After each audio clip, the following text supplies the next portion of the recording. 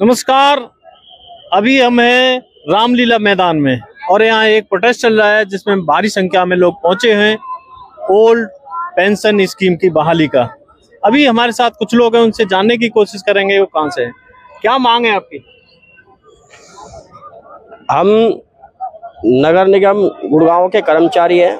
नगर पालिका कर्मचारी संघ हरियाणा हमारा संगठन है और आज हम दिल्ली में इसलिए आए हैं क्योंकि जो केंद्र की सरकार बीजेपी की सरकार है, कर्मचारी विरोधी नीतियां ला रही है, हर विभाग को बेचने का काम कर रही है और ठेकेदारी प्रथा कच्चे कर्मचारियों को ज़्यादा पैरवी कर रही है। इसलिए कच्चे कर्मचारी पक्का करवाने के लिए, ठेका प्रथा समाप्त कराने के लिए और पुरानी पेंशन बहाल कराने के लिए, क्योंकि हम ये कह रहे हैं कि हमारी वोट से इनको पेंशन मिल रहा है और हम काम कर रहे हैं, हमारे को पेंशन नहीं मिल रहा। ये कहाँ का न्याय है। मंत्री संतरी पार्षद एमएलए सब पेंशन है, कर्मचारियों को पेंशन नहीं है। इसके विरोध में हम सभी यहाँ पेंशन के लिए सरकार कह रही है कि हमारे पास पैसा नहीं है, तो इनके लिए कहाँ से पैसा आ रहा है। मंत्री संतरी के पास कहाँ से पैसा आ रहा है भाई, उनको पेंशन देने के लिए कहाँ से पैसा आ रहा है। ये सरकार सिर्फ और सिर्फ झूठी सरकार है, कर्मचारी विरोधी सरकार है और इस सरकार ने एयरपोर्ट बेच दिए, रेल बेच दी, बेल बेच दिया, यानी कि सब कुछ बेचने पे तुली हुई है। आउटसोर्सिंग के आप खिलाफ हैं। सरकार कह रही है कि हमारे पास तनख्वाह के लिए पैसे नहीं है, यहाँ तक कि सेना को भी उन्होंने 4 साल के लिए नौकरी कर दी। आउटसोर्स के हम खिलाफ हैं। क्यों खिलाफ हैं? कि आउटसोर्स विभागों को लूटने का प्रयास कर रहा है। आउटसोर्स एक ऐसा माध्यम बना रखा है सरकार ने जिससे कि वो अपनी भी जेब भर सकें और अपने चहेतों की भी जेब भर सकें। उसका मतलब है कॉन्ट्रैक्टर। कॉन्ट्रैक्टर जो आते हैं वो बिना किसी इंटरेस्ट के काम नहीं करते और यहाँ तक कि कर्मचारियों के साथ जो उनके अधीन कर्मचारी लगाए जाते हैं उनका भी शोषण करते हैं, उनको पर्याप्त मात्रा में तनख्वाह नहीं देते। सरकार कह रही है जो परमानेंट कर्मचारी है वो काम नहीं करते। मैं ये कहना चाह रहा हूँ आपसे कि अभी कोरोना काल का दौर गुजरा देश और प्रदेश के अंदर, आपने देखा होगा वहां पर सिर्फ और सिर्फ कर्मचारी ही सामने आया था, बाकी सभी लोग अपने सात तालों में बंद हो गए थे। यहाँ तक कि जो यहाँ के पार्षद थे देश के, हमारे यहाँ के मंत्री थे, हमारे यहाँ के जो एमएलए थे और जो हमारे एमपी थे, सारे के सारे ताले में बंद हो गए थे। उन्होंने किसी की कोई परवाह नहीं की थी, ना ही उन्हें किसी तरह की कोई चिंताएं थी तो सिर्फ और सिर्फ कर्मचारियों को थी और एक दूसरे की मदद के लिए वो यहाँ पर उतरे हुए थे। आप एमएलए एमपी की बात कर रहे हो, जब एमएलए एमपी को वोट मिल जाएगा फिर तो वो मेज थकवा का अपना रेजोल्यूशन जो पास करवा ही लेंगे। वोट कहाँ से मिल जाएगा? बिना कर्मचारियों के नाम पे मिल जाएगा। ये सब दिखावा करने से वोट नहीं मिलेगा। हम आपको बता देना चाहते हैं ये सिर्फ दिखावा है। धर्म के नाम पर, जाति के नाम, वो 14 में बनी। 14 में उन्होंने जो है कि झूठ बोले, जो वादे किए थे ना, जो वादे किए थे लुभावने वादे, एक मोदी का चेहरा देख करके लोगों ने उसको चुना था।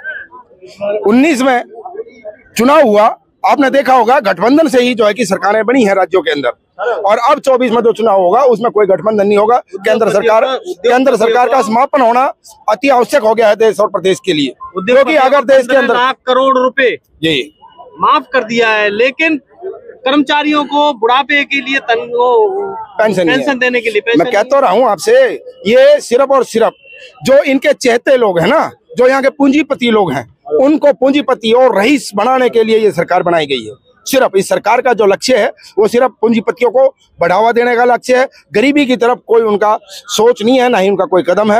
हम ये कहना चाह रहे हैं, जो ये पेंशन की बात कर रहे हैं आप, अगर देश और प्रदेश के अंदर कोई एक बार काउंसलर बन जाता है तो उसकी पेंशन लागू हो जाती है, 2 बार बन जाता है तो 2 पेंशन बन जाती है, 2 बार अगर कोई एमएलए बन गया तो उसकी 2 पेंशन लागू हो जाती है। एक कर्मचारी अपना भविष्य देता है ऐसा विभागों के लिए 20 से 25 से 30 साल विभाग जब कोई कैंडिडेट वोट मांगने आता है तो उससे जाति और धर्म की बात पूछी जाती है, ना कि ये पूछी जाती है कि मेरे शिक्षा के लिए क्या करोगे, मेरे स्वास्थ्य के लिए क्या करोगे। 2024 के अंदर जाति के नाम पर और भेदभाव जो फैलाए जा रहे हैं ना, इसके नाम पर जनता जनार्दन है और सब समझ चुकी है इनकी जो है कि पॉलिसियों को। आगे इस तरीके की ये पॉलिसी और जो डिवाइड एंड रूल की पॉलिसी अपना रहे हैं, ये बिल्कुल इनकी नहीं चलेगी। अभी तक आप 8 घंटे काम करते थे, अब सरकार कह रही है कि 15 घंटे काम करो आप। सरकार तो हम तो ये कहना चाह रहे हैं, अगर यही सरकार 2024 में आ गई ना तो ये 24 घंटे काम कराएगी। ये मजदूरों के पक्ष में है, पक्ष में नहीं है, ये तो पूंजीपतियों के पक्ष में है। 15 लाख करोड़ रुपए जी सरकार ने माफ कर दिए, बे ऑफ कर दिए उद्योगपतियों के। उद्योगपतियों के तो 15 करोड़ की बात दूर है, अभी तो जो कितने करोड़ में माफ करेंगे। अच्छे अच्छे जो है कि यहाँ उद्योगपति इनकी आंखों के सामने आंखों में मिर्च झोंक करके पैसा लेकर के भाज गए। ये कहते हैं कि काला धन लेकर कहेंगे, काला धन दूर की बात, देश का पैसा लेकर के भाज रहे हैं, उनको तो लेके आओ। काला धन तो जब लाओगे आप। जिस प्रदेश में कांग्रेस शासित प्रदेश है, जिसमें कांग्रेस की सरकार है, उन्होंने नोटिफिकेशन जारी कर दिया है कि ओल्ड पेंशन स्कीम बहाली होगी। इस पे क्या कहेंगे? हम इस पे ये कहना चाहेंगे, हम किसी एक सत्ता या किसी एक पार्टी को चुनना नहीं चाहता। ये कर्मचारी वर्ग है, ये कर्मचारी वर्ग उसे चुनेगा जो इनके हक अधिकार में काम करेगा।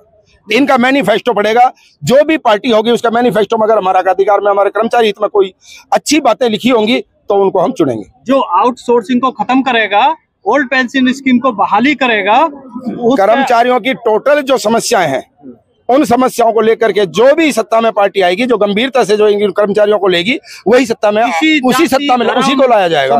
कोई जाति धर्म समुदाय इसमें नहीं गिना जाएगा और कर्मचारी ही सत्ता बनाते आए हैं। और इस बार तो बिल्कुल भी नहीं, क्योंकि लोगों को जागृत हो चुका है, पता लग चुका है लोगों को कि किस तरीके से ये लोगों को भड़का रहे हैं और कैसे कैसे रामलल्ला राम मंदिर के नारे लगा करके अपने आप को जो है कि बहुत बड़े प्रचार कर रहे हैं। एक छोटे छोटे घरों के अंदर छोटे छोटे से थैलों के ऊपर इनकी फोटोएं लग रही हैं, अरबों खरबों रुपया फोटो लगाने में लगा रहा है। गरीबों का उद्घाटन, मंदिर का भी उद्घाटन, मंदिर का मैं कहना चाहूंगा मंदिर का भी उद्घाटन होना चाहिए, अच्छी बात है। और धारा 370 भी हटनी चाहिए, अच्छी बात है। लेकिन सबसे अच्छी बात तो यह है कि यहाँ इस देश का जो गरीब पिछड़ा वर्ग, सबसे जो निचले पायदान पर खड़ा है कर्मचारी वर्ग, उसका उद्धार होना चाहिए। Thank you.